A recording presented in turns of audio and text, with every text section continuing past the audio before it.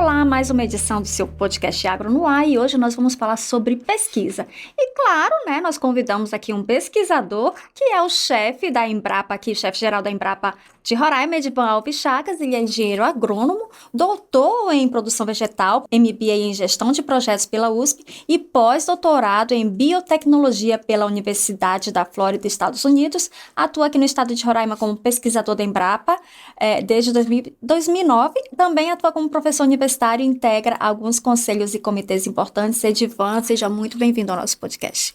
Muito obrigado pelo convite. Nós estamos falando um pouquinho sobre pesquisa aqui no seu podcast Agro. É um prazer enorme. E a Embrapa Nacional comemorou este ano de 2023 50 anos e Roraima 42 anos. Contribuindo muito aí com a pesquisa, né? De que forma as pesquisas da Embrapa têm contribuído diretamente ali para o produtor, para o agricultor? A Embrapa é a empresa brasileira de pesquisa agropecuária que tem como principal missão viabilizar soluções tecnológicas em pesquisa e desenvolvimento para a sustentabilidade da agricultura brasileira em benefício da nossa sociedade. Nesse sentido, a Embrapa ela tem aí faz parte, né, de um sistema nacional de ciência e tecnologia com uma robusta infraestrutura para desenvolvimento das suas pesquisas. Nós temos hoje 43 centros da Embrapa distribuídos em todo o Brasil. Esses centros nós trabalhamos com diversos projetos de pesquisa. Nós temos na nossa carteira de projeto hoje mais de 34 portfólios de projetos que trabalham os grandes temas e desafios para o setor agrícola brasileiro. São mais de 1.000 projetos em diversos temas que nós possamos imaginar dentro daquilo que a nossa agricultura e pecuária demanda. E temos mais de 93 programas de melhoramento genético, tanto para espécies vegetais como espécies animais, em que a gente trabalha, né, o melhoramento e a adaptação dessas espécies vegetais e animais para atender o crescimento da nossa agricultura, da nossa pecuária. Você comentou agora sobre o melhoramento genético, né? Hoje o Brasil é referência, né, em inovação, tecnologia, e aí o senhor comentou sobre o melhoramento genético, mas tem outras inovações importantes que possam ser destacadas de pesquisa da Embrapa? Sem dúvida, né? A Embrapa, ou seja, o Brasil, na década de 70, nós vivíamos, por exemplo, um período de total insegurança alimentar. Nós não tínhamos tecnologia, produzíamos muito pouco e precisava aí efetivamente desenvolver tecnologias e inovação para o setor agropecuário. E então a Embrapa foi criada nesse contexto. E hoje nós temos uma situação de total segurança alimentar graças a essas tecnologias que foram geradas pela Embrapa. Então, e a Embrapa e os seus parceiros. Então, hoje, por exemplo, nós temos advindas, né, dessas soluções tecnológicas. Nós batemos recordes de produção anual, né? Hoje nós temos recorde de 340 milhões de toneladas de grãos. Nós exportamos para mais de 200 mercados em todo o mundo, o que permite dizer que é suficiente para alimentar mais de 900 milhões de pessoas em todo o mundo. Então, são mais de 350 produtos que nós produzimos com toda essa inovação. E esse, talvez, sem sombra de dúvida, é o legado depois de 50 anos de pesquisa e inovação que a Embrapa, juntamente com todos os seus parceiros, traz e deixa para o Brasil até esse exato momento. O senhor falou aí em parceiros, né? Existe uma rede de pesquisa a qual a Embrapa faz parte. Como é que funciona essa rede? É verdade. A Embrapa está ligada ao Ministério de Agricultura, o MAPA, né? E dentro do Sistema Nacional de Ciência e Tecnologia, a Embrapa ela interage com várias outras instituições. A nossa visão, efetivamente, é de ser uma empresa que não só tenha o protagonismo, mas principalmente ser uma empresa parceira e que trabalha em sinergia com as outras instituições. Então nós temos parceria hoje com as universidades, né? Hoje são grandes parceiros da Embrapa. Nós temos parceria com as instituições de pesquisa estaduais, então nós temos uma rede de institutos de pesquisa e extensão estaduais que são parceiros da Embrapa. Nós temos diversas parcerias também com, obviamente, né, com os órgãos e as instituições públicas, tanto no âmbito federal, como no âmbito estadual, como no âmbito municipal. Então nós atendemos aí políticas públicas, tanto do governo federal, obviamente é a nossa principal missão, mas também do governo do estado, dos municípios. Então a Embrapa é essa grande parceira. E temos também uma parceria muito forte com o setor privado, que na verdade o setor privado, o setor produtivo são os grandes demandadores das nossas soluções tecnológicas. Então a Embrapa utiliza as suas 43 unidades que trabalham integradas, né? Mais ainda alguns escritórios que nós temos no exterior, juntamente com os nossos parceiros, para trazer as soluções que os grandes desafios da nossa agricultura nos pedem. Tem esse avanço na tecnologia, né? Mas no decorrer de tantos anos de atuação, né? Hoje ainda tem muitos desafios para serem enfrentados, né? Em relação ao campo da pesquisa, aos projetos que a própria Embrapa desenvolve. Ainda precisa melhorar algo ou a gente está muito bom em relação a essa questão? Não, os desafios eles são sempre, eles são constantes. Para manter a competitividade, a qualidade, a sustentabilidade da agricultura brasileira hoje, a gente tem muitos desafios. Talvez o primeiro desafio é manter essa revolução sustentável que a gente vem trabalhando.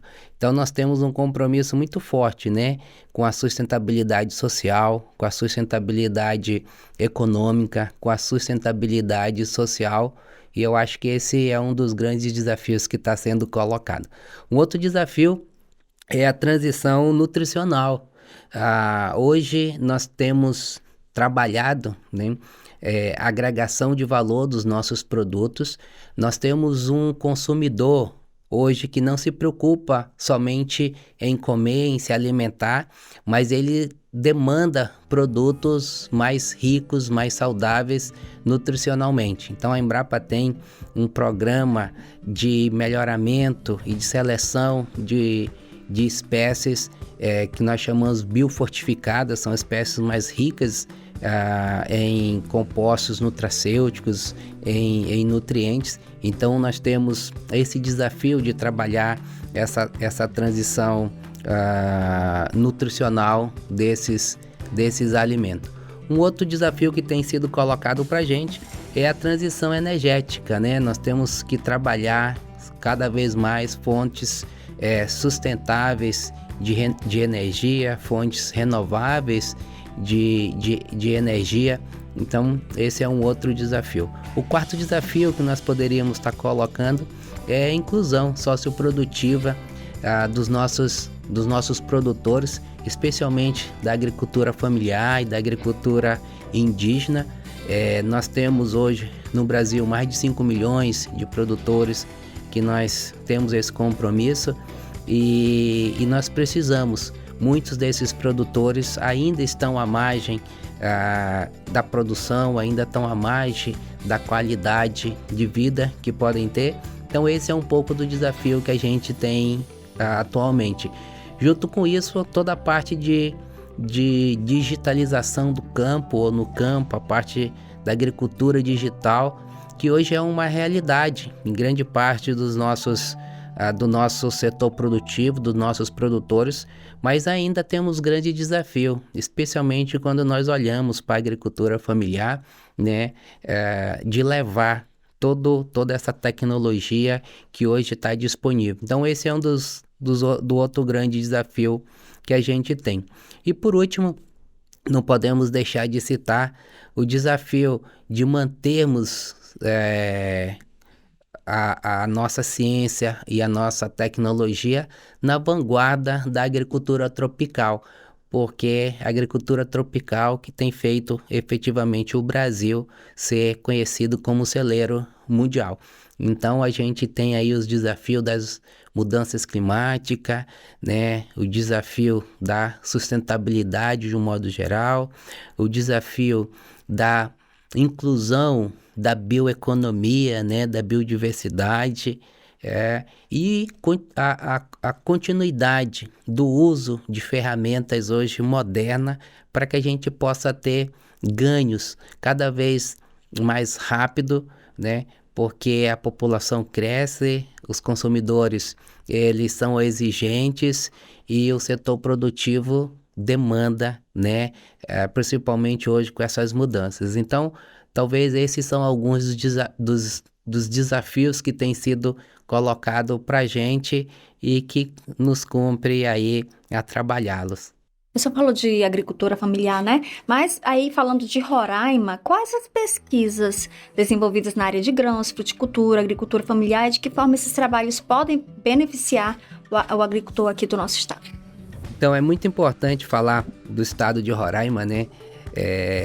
Há 40 anos atrás, quando foram iniciadas as primeiras pesquisas ou os primeiros trabalhos aqui no estado de Roraima, nós tínhamos basicamente alguma situação como, por exemplo, solos, né? Os nossos solos do lavrado eram solos pobres, solos com baixa fertilidade, né? Praticamente sem tecnologia de manejo desse solo. Nós tínhamos também uma situação aqui no nosso estado de praticamente ausência de cultivares adaptadas às nossas condições, que pudéssemos plantar e produzir com qualidade e com produtividade. Então e também a ausência de sistemas de produção, né, voltado para a nossa realidade, que pudesse suportar o crescimento agrícola e pecuário no nosso estado. Então, aí, quando os primeiros trabalhos de pesquisa que nós desenvolvemos, só para você ter uma ideia, a produtividade de algumas culturas eram de 3, 4 a 5 vezes menor do que nós temos hoje. Então, a Embrapa, juntamente com os parceiros aqui, nós conseguimos trabalhar, né, conhecer e trabalhar melhor os nossos solos, não só os solos, mas principalmente do lavrado, mas os solos no nosso estado. Esses solos hoje são produtivos, nós temos tecnologia para produzir, então são solos que a gente consegue fazer com que ele produza muito bem. Nós desenvolvemos, através dos programas de melhoramento genético, cultivares adaptadas às nossas condições. Para você ter uma ideia, muitas dessas cultivares eram produzidas só no sul do país, no sudeste do país, e a Embrapa começou, junto com os parceiros, obviamente, começamos a desenvolver cultivares para todas as regiões do Brasil, e Roraima também. Então a gente desenvolveu cultivares de soja, de arroz, de fruteiras, né? Adaptamos cultivares de hortifrutis para cá, e hoje nos permite produzir hoje, né? Por exemplo, se a gente for pegar grãos, nós temos aí uma produção de mais de 160, quase 200 mil hectares plantados, uma produtividade que antes, eu sempre dou um exemplo da soja, que os primeiros testes que a Embrapa fez, nós produzíamos aí no máximo 20 sacos de soja por hectare, hoje já somos 80, 83, 85, né? O arroz, nós triplicamos a produtividade das cultivares de arroz, são mais de 50 cultivares de grãos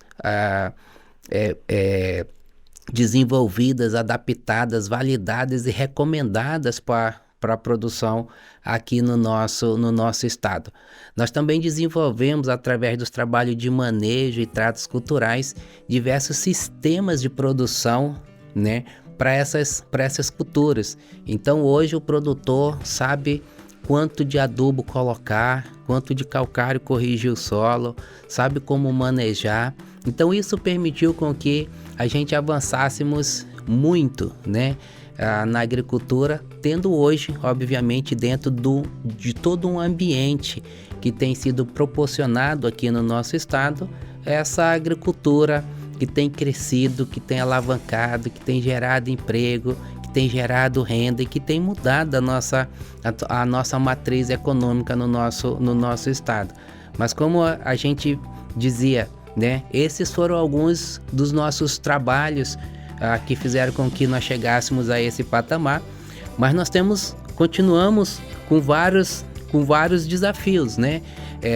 Eu posso dizer, um deles, por exemplo, é a gente continuar desenvolvendo sistemas integrados de produção.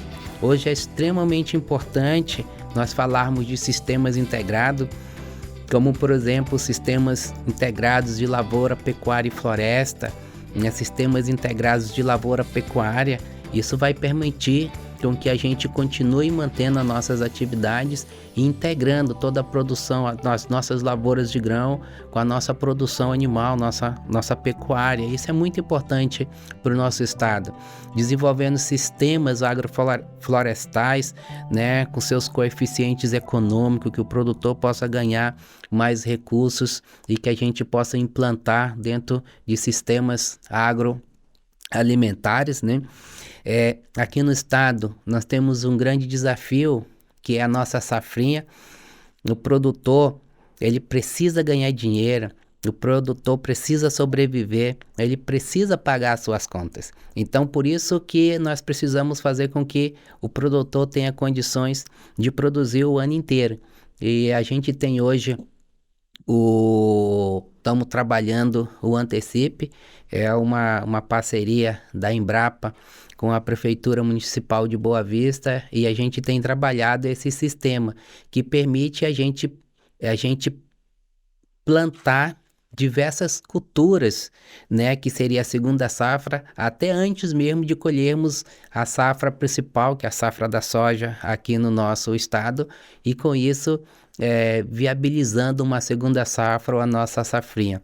Então, esse é um dos projetos que a gente tem desenvolvido e esperamos que a gente consiga avançar e que a gente consiga ajustar esse calendário para que a gente possa ter tanto a nossa safra principal como a segunda safra.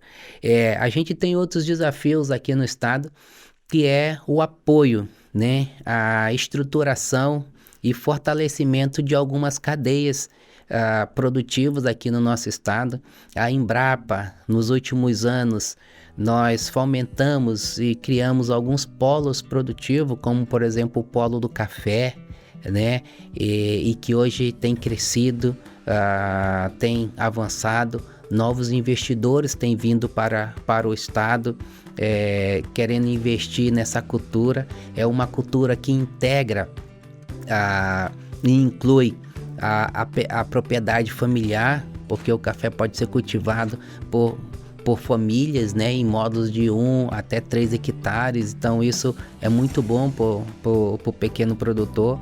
Nós temos o desafio também da cadeia, né, ou do polo produtivo do caju. O caju é uma fruta nativa aqui do nosso estado e que a cadeia ainda está desorganizada, não existe um polo produtivo, e a gente tem trabalhado para estruturar essa cadeia desde a parte do extrativismo, que nós temos hoje um trabalho fantástico de valorização do extrativismo, da castanha, né, de caju, até a parte de agroindústria, industrialização, porque do caju a gente aproveita 100%, não se perde nada, né? O próprio cacau tem crescido no sul do estado, né? A Embrapa, junto com os fóruns de agricultura familiares, nós criamos o Polo do Cacau e hoje tem diversas políticas públicas do governo do estado apoiando e fazendo com que essa cadeia cresça, né? Nós temos outras cadeias, como por exemplo do açaí também, que tem crescido no nosso estado e tem um mercado imensurável. E a gente tem uma alta demanda no nosso estado, né? Essas são algumas culturas novas que a gente tem trazido para o estado, tem fomentado e junto com todos os parceiros, porque o nosso olhar não pode ser só um olhar da pesquisa e do desenvolvimento. O olhar da Embrapa é um olhar de toda a cadeia, posicionando a Embrapa e também trazendo os parceiros posicionados para que a gente possa fortalecer toda a cadeia em benefício dos nossos produtores, sendo eles, né, os grandes beneficiários de tudo isso. Mas nós temos no estado também alguns desafios de cultivos que já são tradicionais no nosso estado e hoje nos traz o compromisso de reestruturá-los e de fortalecer. Vou citar um exemplo que é a própria mandioca. Hoje nós temos aí nessa cultura uma cultura básica alimentar, né, aqui do nosso estado e praticamente essa cadeia não está estruturada. A gente tem muita necessidade ou carência de material propagativo, de maniva, os produtores têm procurado, não têm encontrado, e a Embrapa tem toda a tecnologia para resolver a parte técnica da cadeia. Então é um olhar, tem trabalhado também a cadeia do mel, né? Nós temos aí cooperativas de produtores de mel que precisa de apoio e a Embrapa dentro da sua estrutura tem apoiado. Os hortifruti também é uma realidade. A gente estava falando da inclusão, né? Socioprodutiva, esse também é um grande desafio. Nós temos aqui não tem números muito precisos, mais de 20 a 30 mil pequenos agricultores, produtores familiares e indígenas que nós precisamos trabalhar para que incluamos ele dentro realmente dessa dinâmica produtiva para que ele possa produzir, gerar emprego e gerar renda também. E de que forma essa inclusão acontece? De que forma que a Embrapa proporciona essa inclusão desses produtores? Exatamente. Desenvolvendo tecnologias adaptadas à agricultura familiar, olhando a cadeia como um todo, trazendo o produtor para participar dessa organização como protagonista. E também nós temos no nosso estado muita atividade extrativista. Então a gente precisa organizar essas atividades extrativistas, nós temos que aproveitar toda essa nossa biodiversidade e fazer com que esse potencial que a gente tem de forma organizada, né, gere emprego, gere renda e o recurso fique aqui no nosso estado, fique na comunidade, né, e o produtor possa extrair daí o máximo que ele puder, em termos, principalmente eu estou falando aí de agregação de valor, porque muitas vezes o produtor ele pode colher, né, e pode vender o produto in natura com valor extremamente baixo, mas ele pode agregar valor e vender o produto 5, 10, né, muito mais vezes valorizado. Então acho que o olhar da Embrapa hoje, né, é nesse sentido, né, sabendo do nosso posicionamento, mas principalmente trazendo todos os atores para estar contribuindo conosco nesse olhar mais generalizado. Então, como você estava explicando, o Roraima tem um grande potencial para cultivos de muitos, né, de muitas possibilidades, né, isso aliado à pesquisa tem proporcionado essa ampliação, aplicação de vários cultivos em diferentes regiões e que tem aí feito sucesso. E o senhor falou também em relação a oportunidades para os agricultores, em relação aos indígenas, né, como é que está essa questão de buscar auxiliá-los nessa produção, mas ao mesmo tempo manter aí sua cultura, sua tradição? Não tem soma de dúvidas. Você tocou num assunto muito importante. Há mais de 20 anos nós temos diversos projetos voltado para as comunidades indígenas de várias etnias aqui no nosso estado. Então, hoje, os produtores, os povos indígenas, conseguem produzir, né, muitos dos seus próprios alimentos, né, tanto grãos como frutas, como cultivos alimentares, ou seja, graças a um trabalho que vem sendo feito. E a Embrapa tem apoiado e tem realizado esses trabalhos. E hoje nós temos visto no estado o grande desafio da segurança e da soberania alimentar dos povos indígenas, especialmente também incluindo aí agora os povos Yanomami, né, pela situação que a gente viu no estado. E a Embrapa continua envidando esforços para que a gente possa contribuir, dar a nossa parcela de contribuição para mudar essa realidade. Então a Embrapa tem um conjunto de tecnologias sociais voltada para as comunidades indígenas. Hoje a gente tem, talvez um dos principais projetos que nós temos hoje é o Banco de Sementes Crioula. Então, assim, através desse projeto, nós temos resgatado as sementes tradicionais, aquelas sementes que são demandadas pelos povos indígenas. Algumas já nem conseguíamos mais encontrar aqui no estado. A Embrapa tem um banco genético em Brasília, um dos maiores do mundo, e ainda na década de 70, muitos materiais tradicionais, essas sementes crioulas, foram coletadas aqui e armazenadas nesse banco genético. Esse banco genético, nós temos mais de 100 milhões de acessos nesse banco, de várias espécies lá, e a gente está trazendo parte desse material que foi perdido aqui, multiplicando esses materiais para que a gente possa enviar para as comunidades indígenas, para que eles possam multiplicar, conservar esses materiais e tirar também desses materiais o seu alimento. Porque os povos indígenas, eles têm uma cultura própria dos povos indígenas, e a Embrapa, né, como essa empresa nós desenvolvemos a tecnologia para os diversos níveis, para os diversos produtores, para os diversos clientes que nós temos.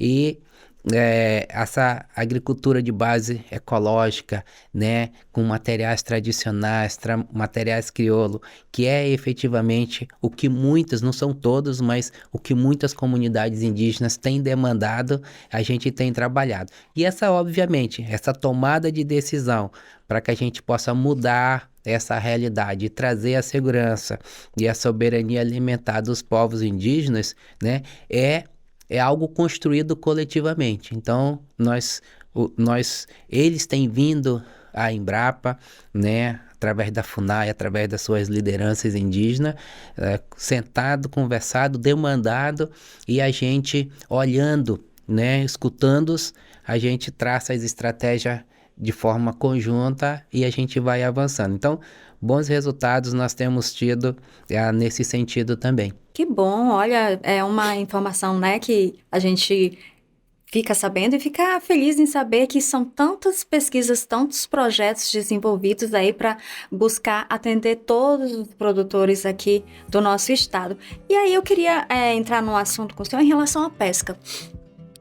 Ultimamente, né, nos noticiários aqui locais tem informado em relação à questão do pescado, os rios estarem poluídos por conta de mercúrio e tudo. Queria saber se a Embrapa tem alguma pesquisa sendo desenvolvida para buscar alguma alternativa para o consumo do pescado aqui em Roraima? Sem sombra de dúvida, né? Nós temos hoje, você tocou num assunto importante, é uma realidade. Algumas ações do homem, né? E algumas essas ações de forma não planejada ou de forma desorganizada acaba trazendo impacto, né, para o meio ambiente. E a gente tem percebido isso em alguns estudos que têm sido realizados, especialmente na área do pescado. E o que a Embrapa tem feito, especificamente com relação a pesca, desenvolvido um trabalho de monitoramento, né, e diagnóstico da situação da pesca aqui no nosso estado, especialmente a pesca artesanal, porque o estado ele é muito carente de informações, e sem informações nós não conseguimos tomar decisões e não conseguimos resolver alguns gargalos. Então esse projeto ele visa obter informações de toda a parte de pesca, inclusive com relação aos próprios peixes, da gente saber quais são as espécies que a gente tem, em que quantidades que a gente tem, qual o hábito alimentar efetivo dessas espécies, porque a partir daí nós vamos conseguir direcionar esforços e principalmente orientar os pescadores e orientar os consumidores e orientar especialmente as políticas públicas que têm que ser desenvolvidas, né, pelas nossas instituições para apoiar os nossos pescadores. Então hoje, por exemplo, nós temos, apesar desse problema mencionado, nós temos aí espécies de peixes que são herbívoros, por exemplo, e que a tendência é que a contaminação desses peixes seja menor do que outros peixes que são mais carnívoros, por exemplo. Então, são informações que a gente tem buscado através desses projetos de monitoramento que a gente tem feito, especialmente na parte sul do estado. A Embrapa também desenvolve diversos outros projetos na área da aquicultura também, né, que é muito importante para não só minimizar o impacto, mas para a gente fortalecer essa atividade aqui no nosso estado, que é uma atividade forte, que gera renda, que gera emprego, né? A gente tem, por exemplo, um projeto de gestão territorial e estratégico para a aquicultura, onde a gente visa buscar informações sobre o nosso potencial de produção de água e produção de peixes, né? Nós produzimos muito peixe aqui no nosso estado, mas a gente não sabe, a gente não conhece a nossa atividade, não sabe o tamanho que ela tem, não sabe até onde nós podemos crescer. Isso dificulta a tomada de decisão. Então a gente tem trabalhado esse projeto no sentido de buscar as informações técnicas da própria atividade para que a gente possa poder orientar os nossos piscicultores para que a gente possa ter mais sucesso na atividade. A gente também tem uma tecnologia chamada Sisteminha Embrapa, né, que é um sistema integrado de produção que envolve a produção não só de peixes, né, em tanques que são produzidos, mas também integrado à produção de hortas, a produção de pomares, em que o próprio resíduo da atividade do peixe serve de adubo, né, orgânico para esses outros módulos de produção. Pode incluir as aves aí também, e aí a gente tem um sistema integrado de produção que envolve tanto a parte vegetal como a parte de proteica também. Esse sistema, na verdade, ele foi desenvolvido pensando em famílias vulneráveis, então ele é voltado realmente para famílias pequenas que estão em vulnerabilidade. Então esse é um sisteminha barato, acessível, e que a gente tem trabalhado e adaptado ele às nossas condições aqui, né? A gente tem também um projeto de conservação e melhoramento de peixes nativos, né? E inclusive camarões também nativos aqui, e a gente visa conhecer o potencial das espécies nativas que nós temos no estado e criar condições para que a gente possa usar de forma sustentável, com maior eficiência, com maior rendimento, essa riqueza que nós temos, né? E dentro do melhoramento a gente também tem trabalhado, né? O melhoramento do tambaqui. Nós temos uma unidade da Embrapa que só trabalha com pesca e aquicultura, que é uma grande parceira nossa e a gente está trabalhando também o melhoramento do tambaqui para que a gente possa ter um tambaqui, né, sem espinho mesmo. Então esse é um projeto inovador, onde as nossas equipes estão envidando muitos esforços e acredito que no futuro nós vamos ter resultados fantásticos para a piscicultura. Então essas são algumas das ações que a gente tem na área da pesca e aquicultura, que a gente trabalha em conjunto com os nossos parceiros aqui no estado. Que bom. E até porque o roraimense, né?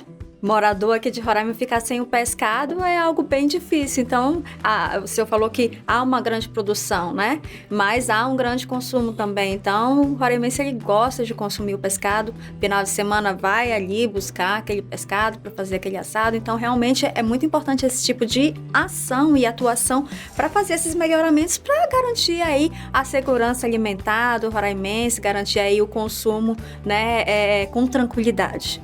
Não, com certeza. O nosso olhar é sempre esse, né? Aproveitando os potenciais que a gente tem e aproveitando aquilo que é cultural, que é demandado, que é apreciado no nosso estado. Em relação ao trigo, Roraima tem potencial para produção? Vocês desenvolvem algum tipo de pesquisa para a produção do trigo? Sim, o trigo é uma das poucas commodities que o Brasil ainda não é autossuficiente.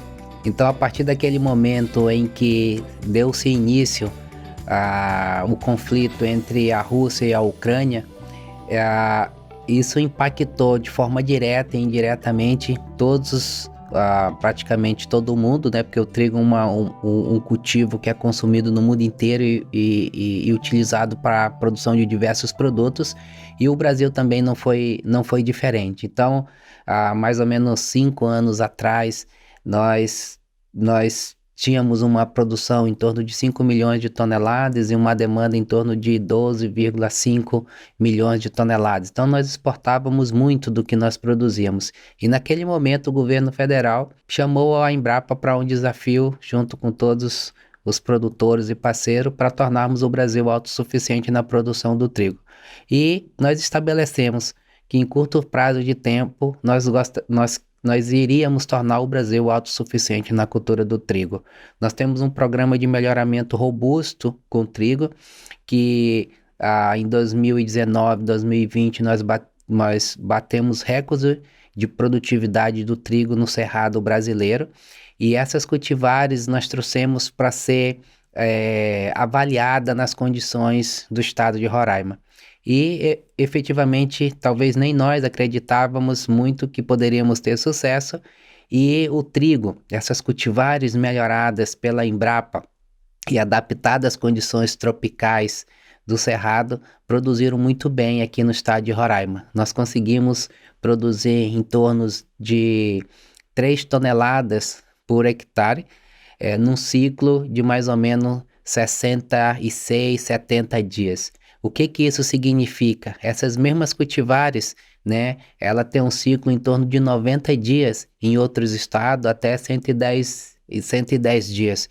E aqui a gente conseguiu diminuir muito esse ciclo. E produzir 3 toneladas é basicamente muito próximo da produtividade nacional do trigo. Então, a gente acredita que em curto espaço de tempo nós podemos também não só recomendar cultivares de trigo aqui para o nosso estado, mas como recomendar sistema de produção para essa cultura. Então é mais um grande avanço de uma cultura que talvez o mundo não imaginava, e talvez nem nós acreditávamos que isso pudesse ser possível aqui no nosso estado. E graças a Deus a gente tem tido sucesso, temos trabalhado e continuamos trabalhando para que logo o cultivo e a produção de trigo com qualidade possa ser uma realidade aqui no nosso estado. Nós gostaríamos muito de agradecer aqui sua presença, aproveitando para parabenizar a Embrapa por 42 anos de atuação aqui em Roraima, 50 anos a Embrapa Nacional, e ficando aí o convite para outras oportunidades para explicar outras pesquisas importantes aqui para o nosso estado e que tem aí contribuído muito, né, para a produção, para ajudar aí os agricultores, os povos indígenas, e foi uma grande satisfação receber o senhor aqui. Muito obrigada. Nós estamos à disposição, foi um prazer enorme aqui. A Embrapa, além de todos os projetos de pesquisa, desenvolvimento e de transferência de tecnologia, nós temos inúmeros outros projetos de inovação social também. Então, a gente está à disposição, queremos parabenizar toda você e toda a sua equipe pelo seu podcast Agro, que com certeza, né, esse veículo, esse canal de comunicação, para a gente é extremamente importante e relevante, porque ele faz a ponte entre aquilo que a gente faz e aquilo que a sociedade precisa saber, aquilo que o produtor precisa saber. Então a gente agradece e fica à disposição, parabenizando toda a equipe pelo trabalho de comunicação e divulgação desses resultados. Muito obrigada. E o nosso podcast fica por aqui. Lembrando que você pode acessar todos os nossos programas no canal do YouTube e também podem acessar o nosso Instagram. Até a próxima.